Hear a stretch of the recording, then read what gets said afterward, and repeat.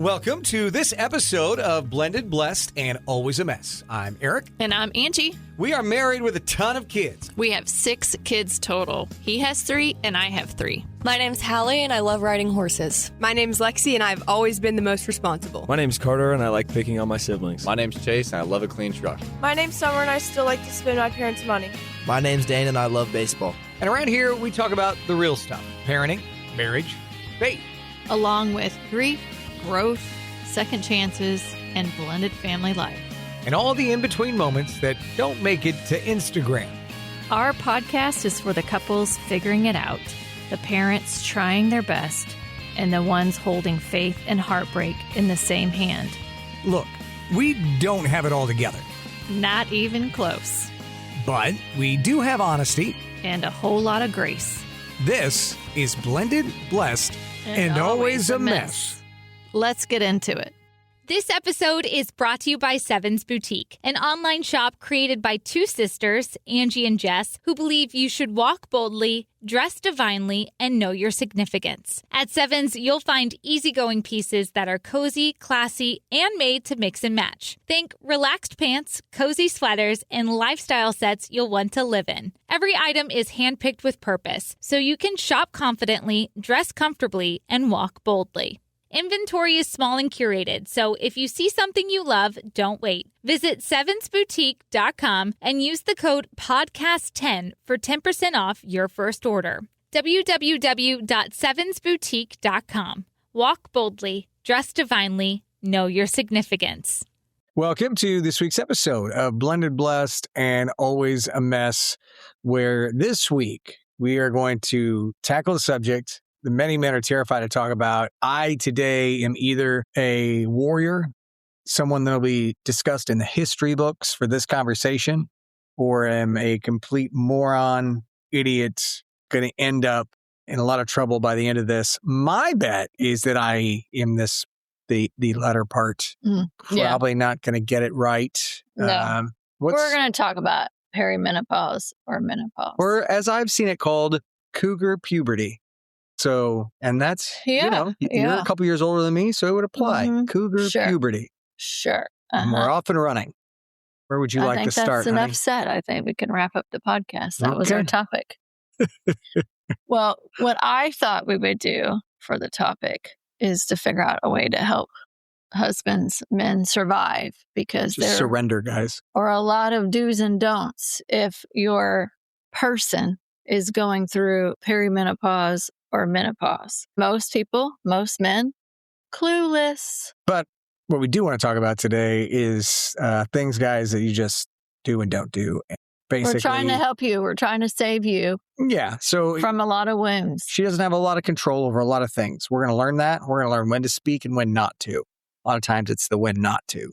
So first, we just thought we would share like what men should understand is that I think a lot of times people think menopause, oh, your hot flashes, it's like you might have that symptom. It's way more than that. It's your entire rewiring of your body is what it feels like. And it's hormone shifting, it's sleep disruption, brain fog, emotions all over the flipping place, mood swings, depression, anxiety, forgetfulness.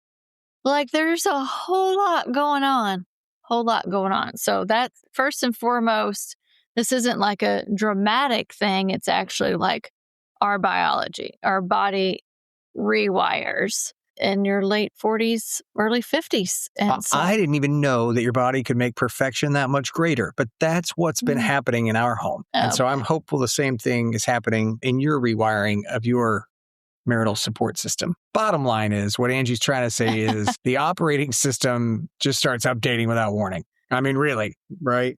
Yeah. And there's like no owner's manual.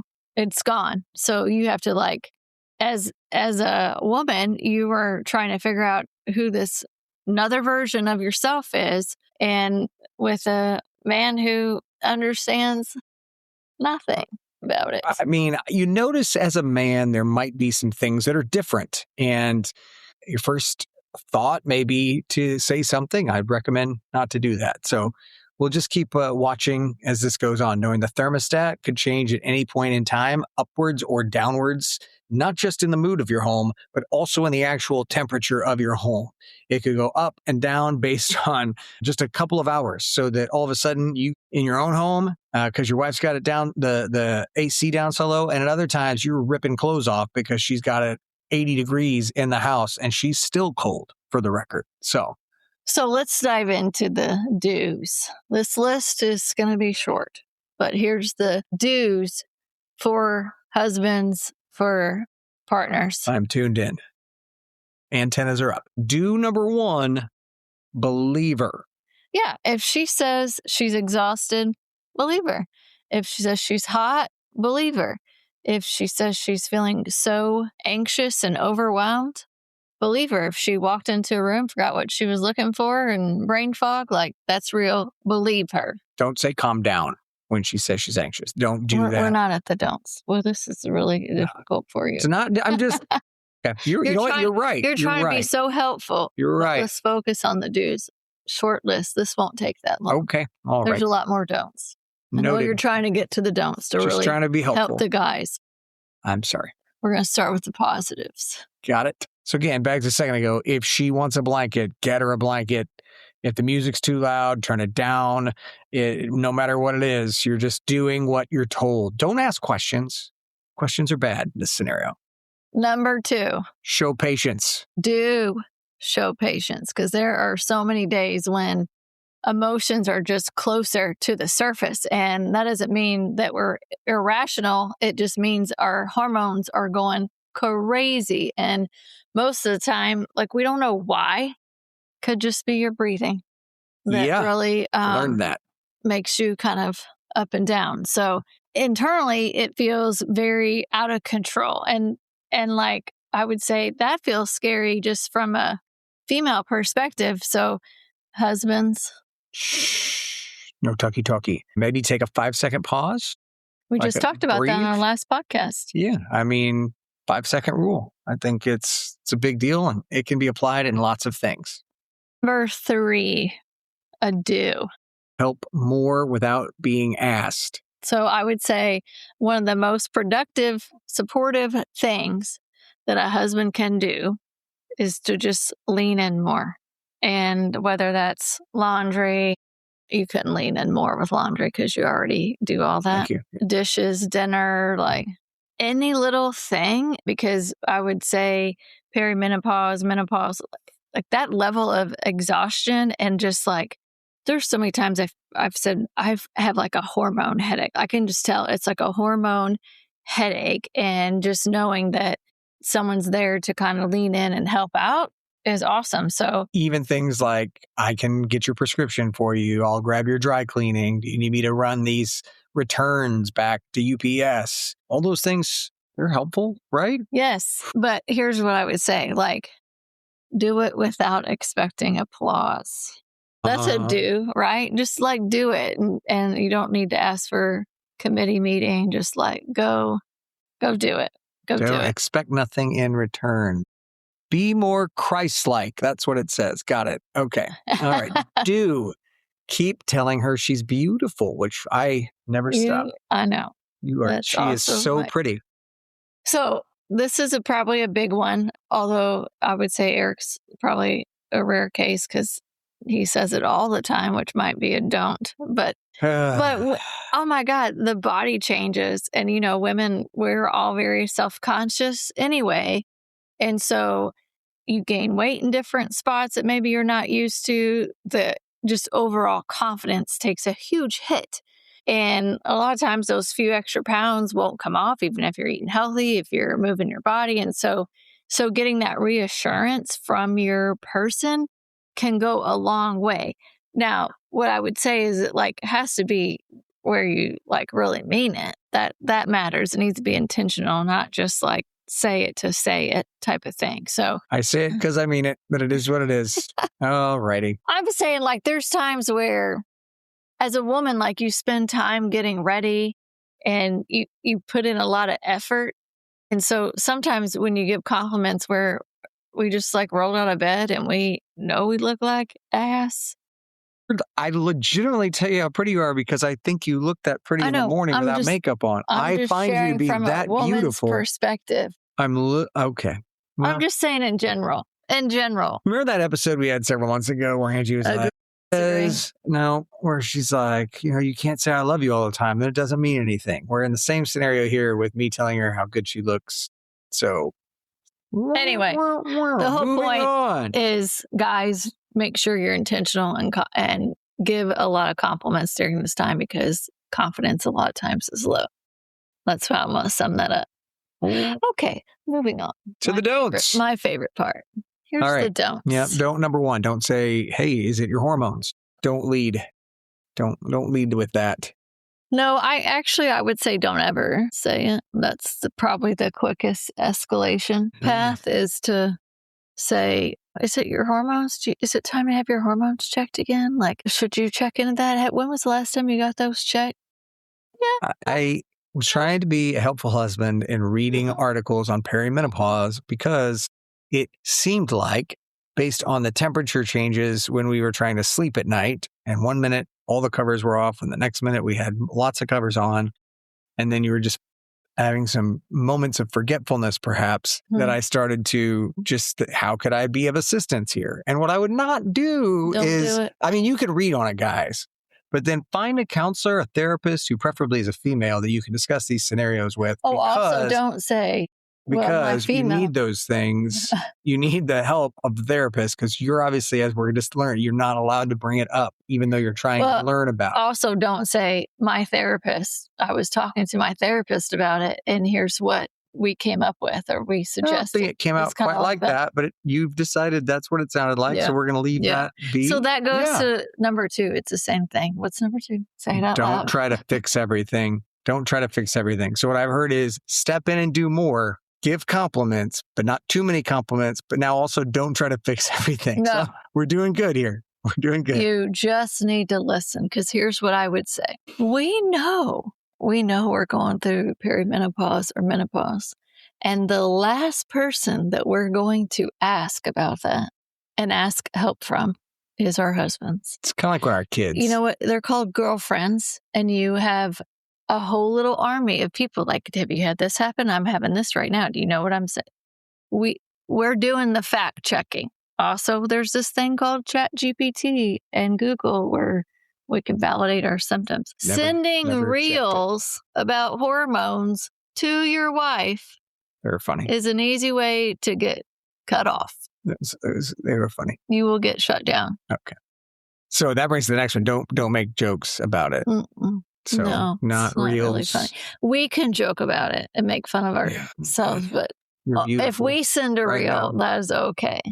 But if you send a reel about hormones, it's not okay. Well. Okay. It's not okay. Don't do it. What else do you have? Here's another good one. Number 4.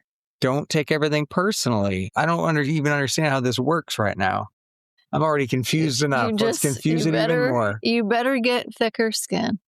Yeah, guys. Thicker skin. You got to get tough. Like you're working in the factory if you're going to make it through this cougar puberty time in your life. I don't even like that you're calling it. So this is where we're at. Get thicker skin, dudes. I've been working on mine. Here's some signs that your wife might be in menopause. I don't even know if I'm allowed to say any of this or not. What am I allowed to say? I'm saying it. I'll say it. Okay. When the mirror's smacking, you're like eating, and the way that you breathe gets harder. I don't know if I'm supposed to laugh. I don't know what to do with my hands right now. Okay. Okay. Yeah. What else do you have on here, sweet pea? Love them. I don't know. That's the. She owns 3 fans, and they travel from room to room. She owns a lot of hooded sweatshirts and heated blankets. A lot of heated blankets. I'm actually more cold than I am hot right now. So don't mess with my heated blanket. Make sure I have my heated blanket. Yeah, it's very important. Also, sometimes I just don't want anyone to touch me, hug me, love on me. It's interesting because that's a lot of these things also you have with grief. And so then you add on all the similar symptoms you get when you're anxiety, you're drained, you're exhausted, your brain fog, easily irritated. Yeah. Sometimes Just listen. Listen, don't take it personal if your wife does not want you to hug her or touch her or For look at her. weeks Look at a at time, her. Don't guys. even look at her. Yeah. Don't take it personal. We're going through a lot of shit on the inside. I don't know about you guys that are listening, but I'm sure feeling better. Hopefully it's really coming through I hope you the have conviction that a I have better and how this should understanding. go. I hope you have a better understanding and you can do better. That's what I was picking up and just really finding a way to work on really difficult times. Listen, marriage is a season. Some seasons are longer than others. In the autumn. Uh-huh. Yeah. It may be spring outside, living in maybe the winter. I don't know. Yeah. So here's what my request is, like when we post this little reel from this podcast episode that people share their annoyances on it, just so Cool. you can feel like you're not alone. I love it. People, Aric needs a support group of what other people are going I thought I was doing pretty good, but apparently, according to this podcast, I have a lot to learn, and you gentlemen do too. All right. If I'm Just going don't down, share you're coming with me, guys. Don't share your learnings with your We can start a private spouse. There you go. page. A private I'm page scared of- online. I'm scared of my wife and her Terrified. proposal. Okay, here, can I get some notes that I learned today? Okay. Husbands, pay attention. Be patient. Be supportive. Mm-hmm. Yeah. Buy extra fans. Or blankets. Blankets too. That could work because, marriage is being married to 5 different people over 50 years for both of us. Sometimes during perimenopause, a lot of those people, you're married to a lot of those people. Oh, So- them people. That's all I'd say about that. Gosh, it's a short episode. It's really it was top of mind. I was trying to think of what we could talk about. And I'm like, this is top of mind for me. Guys, we haven't stopped down to pray for a couple of episodes. And so I just take this time to pray for husbands like myself everywhere. It seems like a good time. And I don't know what we're allowed to pray for our wives right now. So we're just going to say that we are and hope that you guys have a wonderful week and God bless. You're breathing too heavy. Thank you for listening to this week's episode of Blended, Blessed, and Always a Mess. Lexi and Hal, take it away. I'm Lexi. And I'm Hallie. Have a great week. Or have the week that you deserve. That was perfect. Yeah, God bless.